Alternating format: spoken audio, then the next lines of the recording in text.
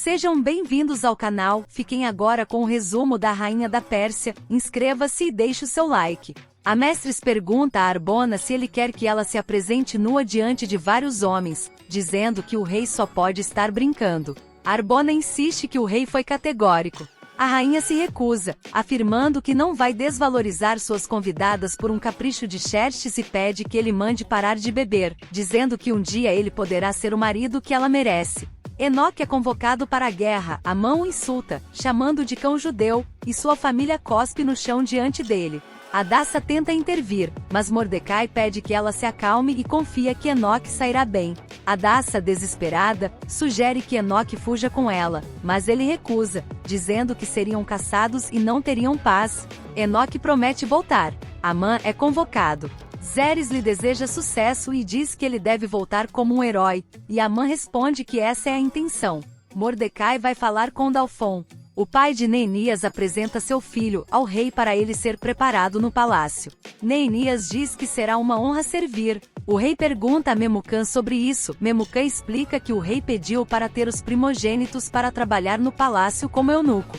O rei pergunta o nome dele, ele responde que é Neemias. Em seguida, o rei pergunta a Arbona sobre a rainha, e ele diz que ela se recusou a aparecer. Furioso, o rei é acalmado por Arbona, que lembra sobre os convidados. Memucã comenta que todos sabem que a rainha é a mais linda da Pérsia, o rei diz, mas também rebelde. Arbona explica que a rainha está com suas convidadas. Mordecai pede a Dalfon que Enoque não se aliste, pois vai se casar, o que é contra a lei. Dalfon, irritado, pergunta quem ele é para dizer ao rei o que fazer. Mordecai se identifica, e Dalfon, surpreso por ele ser oficial, Mordecai vai embora. Dalfon manda alistá-lo no exército. Todos, incluindo a esposa grávida de Mordecai, ficam chocados. Mordecai chora abraçado com sua esposa e Esther. A rainha Mestres pede calma às meninas e diz que deu uma missão aos soldados.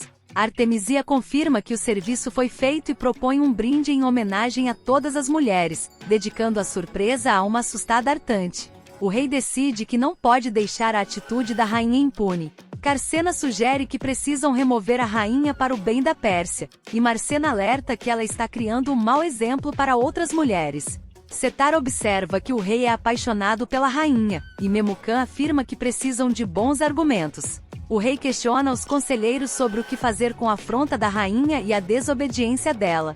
Memucã responde que a rainha ofendeu a todos e que um decreto real deve proibi-la de comparecer ao rei para sempre. O rei, surpreso, concorda. A Mestres manda trazer a mãe de Artante, que aparece ferida. Ela acusa a mulher de tentar seduzir o rei. Artante nega, mas a Mestres insiste que qualquer mulher que tentar tomar o homem de outra deve morrer. A Mestres sussurra para a mãe de Artante que sabe que ela é inocente, mas precisava escolher entre ela e sua filha. Artante pede misericórdia, mas a Mestres ordena a execução da pena. Artante desmaia. O rei hesita, mas Memucã sugere que ele dê o reino a uma mulher melhor. O rei autoriza o decreto proibindo a Mestres de aparecer na sua presença e enviando cartas às províncias, declarando que cada homem deve ser senhor em sua casa. Setar pergunta sobre a guerra contra a Grécia, e o rei manda preparar tudo. Marcena sugere encontrar uma nova rainha que o rei ame tanto quanto a Mestres, deixando o rei pensativo. Memucã diz que o rei vai se recuperar e que eles devem encontrar uma nova rainha. Ela deve ser simples e não apenas bonita. O rei já sabe quem encarregará dessa tarefa. Iona implora a Mordecai que não a abandone agora que está grávida. Mordecai explica que não tem escolha. Hadassa diz a Mordecai que ele nunca foi para uma batalha e que deve haver um engano, mas ele responde que não pode recusar um chamado do rei. A Mestres comenta que Xerxes a subestima, e Artemisia discorda. A Mestres diz que gosta de maltratá-lo e que logo ele estará aos seus pés. Xerxes chega e diz que ela passou dos limites. Ele diz que não quer saber o que ela fez com a mãe de sua amante. A Mestres responde que não é pior do que a humilhação que ele a fez passar e ordena que ele pare de exagerar. Ela provoca Xerxes perguntando se ele sentiu falta dela. Xerxes, agora decidido, anuncia um novo decreto, ordenando que todas as mulheres da Pérsia sigam suas ordens por causa dela. A Mestres pergunta o que isso significa, e Xerxes pede que Arbona leia o decreto. A Mestres está banida de sua presença e perderá seu título para outra. A Mestres fica desesperada. Mordecai diz a Iona que não há nada a fazer, pois a convocação é formal. Iona chora desesperada. Hadassa se lembra do passado e da morte dos pais, perguntando a Deus por que ela ainda sofre e o que fez de errado. Enoque diz que desde que a viu, soube que se casaria com ela. Hadassa implora para ele não ir à guerra, mas Enoque responde que não tem escolha e que todos voltarão bem. Ele diz que se não voltar, ela deve encontrar alguém que a faça feliz. Promete que ao retornar, se casarão. Arbona informa ao rei que a rainha foi levada para o palácio real. A Mestres, indignada, diz que isso não ficará assim. Artemísia pergunta o que ela espera que faça contra Xerxes, já que todo feitiço falhou. A Mestres pede que ela o faça perder a guerra. Hadassa se despede de Enoque, que vai para a guerra. Mordecai a aconselha a esconder suas origens e não falar sobre Jerusalém, usando o nome Ester. Iona alerta que o rei pode puni-la. Zeres pergunta ao filho se está seguro que o pai conseguirá.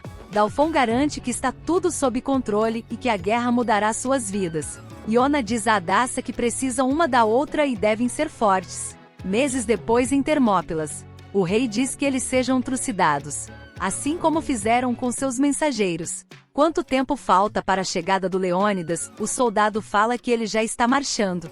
Artemísia, tanta pampa e arrogância de um rei vai vir só com a sua guarda oficial. O rei fala que respeita, que isso se chama coragem. Sasgais avisa o rei que chegaram. O rei pergunta onde e ele mostra. O rei diz, mas é intrépido, e pergunta quantos homens ele tem. Sasgais fala que 300, o rei olha e fala que mais se parece com 300.000. O general fala que não tem como os pés passar pelos estreitos entre as montanhas. Rei Leônidas. O rei Leônidas pergunta pelos arqueiros ao general. O general fala que está aguardando a ordem dele. Os mensageiros perguntam qual mensagem entrega o seu rei.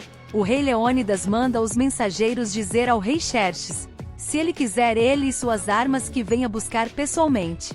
O mensageiro fala que o rei quer o poupar de um fracasso total, são centenas de milhares aos poucos soldados dele. O rei Leônidas fala que então vamos lutar na sombra. Ele aceita a cortesia persa. Mordecai fala para Enoque mandar ele voltar para Hadassa. Nem que ele tenha que morrer ali. Enoque pede que ele não se preocupe. Mordecai fala que ele é muito seguro de si. Enoque fala que é o único jeito de sobreviver ou ele morre antes mesmo de lutar. O general pergunta se Enoque sabe usar a espada. Enoque fala que sim. O general pergunta para Mordecai se ele sabe usar espada. Mordecai fala que não, senhor, mas vai se virar. O general gosta da atitude dele e manda ele ir para a tenda dos primeiros socorros. Enoque diz que Deus interveio e pede para Mordecai não se preocupar com ele, que Deus sabe o que faz. Se ele morrer, ele morre em paz. Hadassa fala que desiste, e que seja feita a vontade de Deus na vida dela. Ela só pede forças para passar para o que há de vir. Não esqueça de ativar o sininho das notificações para receber o aviso de novos vídeos. Até a próxima!